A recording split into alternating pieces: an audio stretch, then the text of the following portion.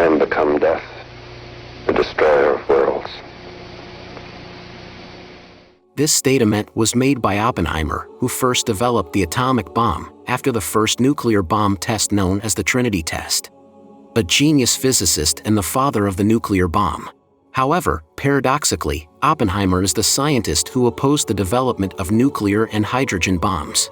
In this video, we explore the life of Julius Robert Oppenheimer, the central character of the upcoming movie Oppenheimer. We delve into his involvement in the Manhattan Project. We'll also look into his evolving life, considering how his inventions, intended for peace, could lead to humanity's destruction.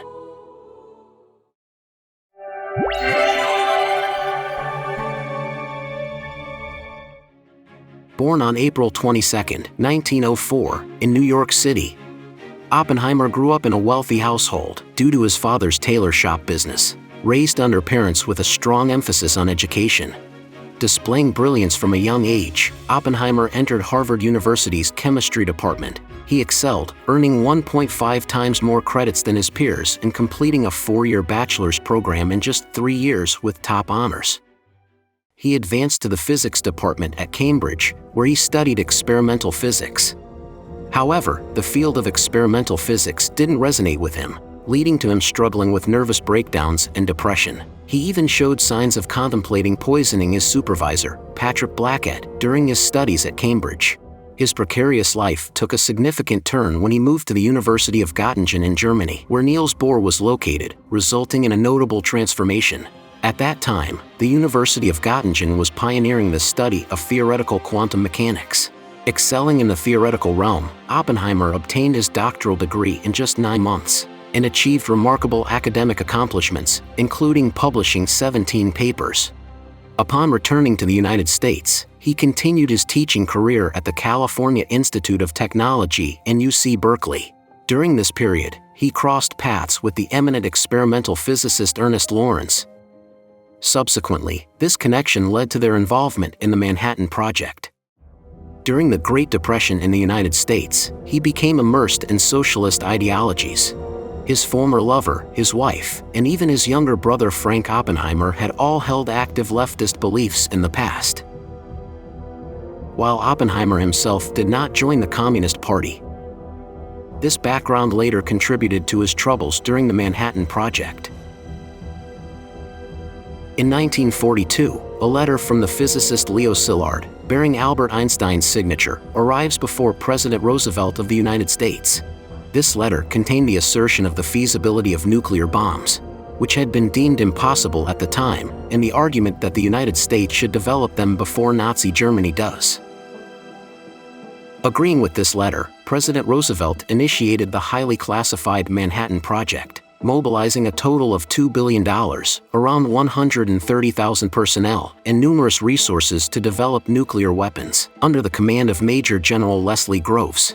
Oppenheimer, Albert Einstein, Niels Bohr, who created the Bohr atomic model, Enrico Fermi, the first to develop nuclear reactors, and von Neumann, Richard Feynman, and others, the leading physicists of their time, came together to initiate the development of the atomic bomb. To his past leftist beliefs, Oppenheimer was not initially favored by higher-ups in the U.S. military at the time. General Leslie Groves left a letter with the higher military command stating, "He is absolutely essential to the project," even though Groves was not particularly fond of him. Compton also strongly recommended him, and Oppenheimer took on a central role as the director of the Los Alamos Laboratory in the Manhattan Project. He conducted calculations related to neutrons and nuclear reactions, and held the pivotal role of overseeing the actual development of nuclear weapons. In July 1945, the first implosion-type nuclear weapon utilizing uranium-235 was successfully developed. This implosion-type nuclear weapon consisted of 2 subcritical masses of uranium-235. The smaller amount of uranium would be propelled at high speeds towards the center, where it would collide with the larger amount to reach a critical mass, resulting in the explosion. At the time, the research team believed that atomic bombs of this design would inevitably explode, so they did not conduct separate nuclear tests and considered the development complete. This bomb design was adopted for the little boy atomic bomb that was dropped on Hiroshima, Japan. The significant turning point of the Manhattan Project came with the Trinity Test. Unlike the implosion-type uranium nuclear weapon that was assured to explode reliably, the implosion-type plutonium bomb involved the challenge of detonating multiple pieces of plutonium simultaneously, precisely and uniformly, to achieve the critical mass.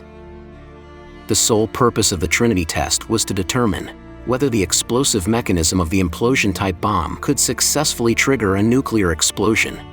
Near the Alamogordo Army Airfield in New Mexico, a 30-meter steel tower was erected in the middle of the desert. The bomb, codenamed Gadget, was installed on it.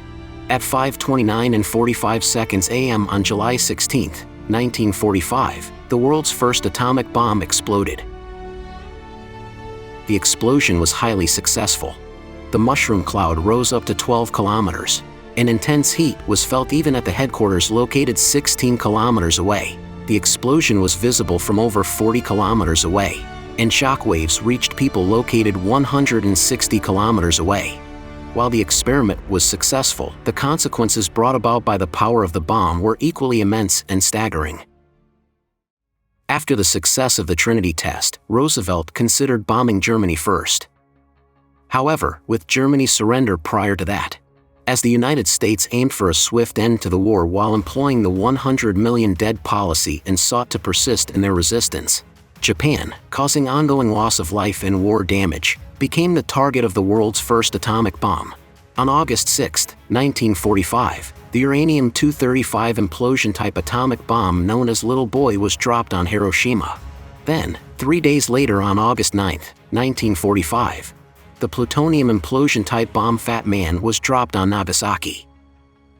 The power of atomic bombs was staggering.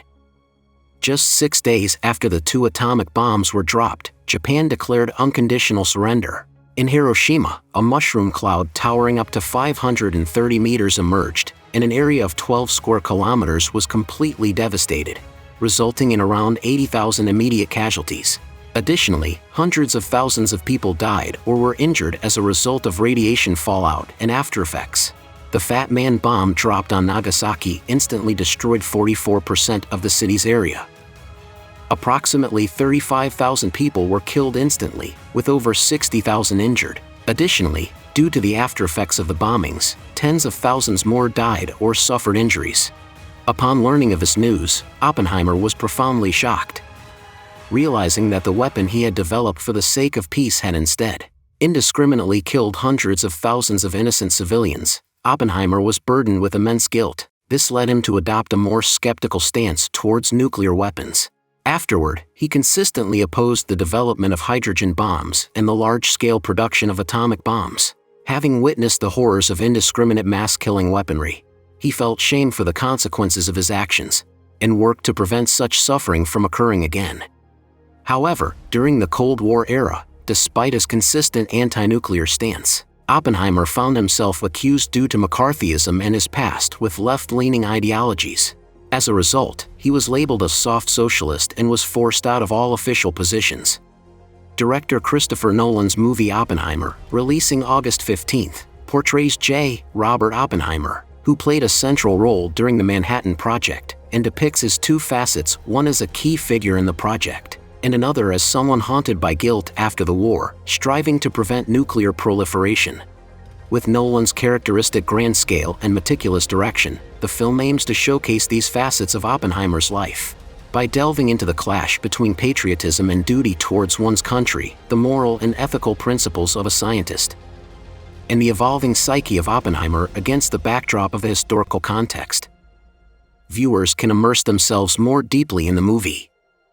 Oppenheimer regretted the merciless power of nuclear weapons, but said that if he could go back in time he would do it again, for a swift end to the war. If you were Oppenheimer, what choice would you have made? Now I am become death, the destroyer of worlds.